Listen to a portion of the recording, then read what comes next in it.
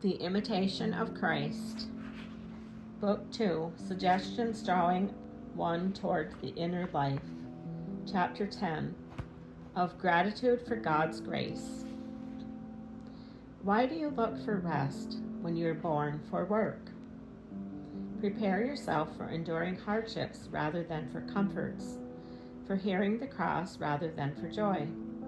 Why, who in this world would not gladly receive spiritual joy and comfort if he could always get it? Spiritual comfort surpasses any delight that you can find in this world, for all worldly delights lack true substance and depth.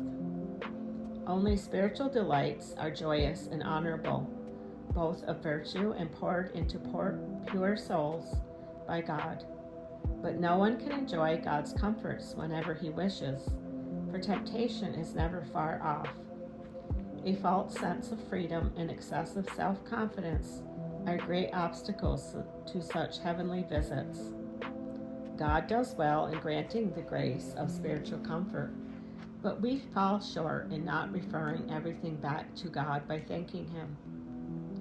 As a result, the gifts of grace cannot flow freely in us because we are often ungrateful to the giver, and we do not refer it all back to the source from which it came.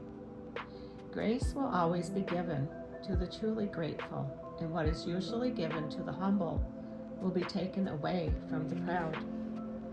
I wish for no divine comfort that blunts the stab of conscience in my heart, nor do I aspire to a lofty contemplation that may lead to spiritual pride. Not everything high is holy, nor everything sweet good, nor every desire pure, nor every affection pleasing to God.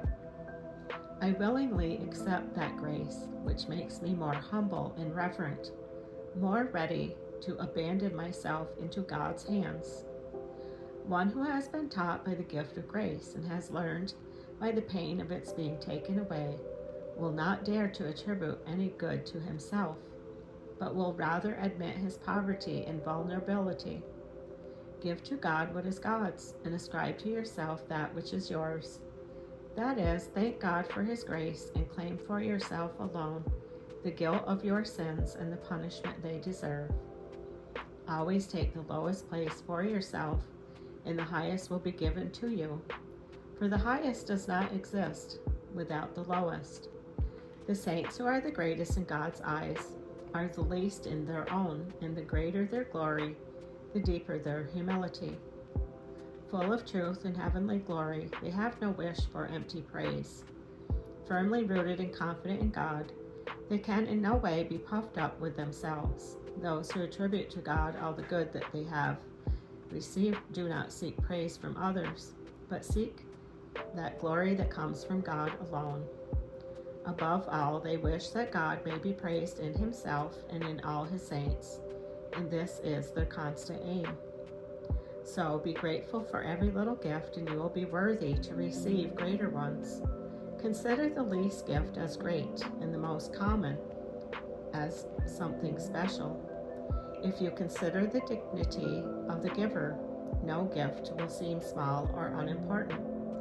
Nothing given by the Most High God is insignificant, and if He should send you pain and sorrow, you ought to be thankful too. For whatever He permits, He does for our own good. The person who wishes to keep God's grace should be thankful when it is given, and he should be patient when it is taken away. Pray for its return, then be cautious and humble, lest it be lost.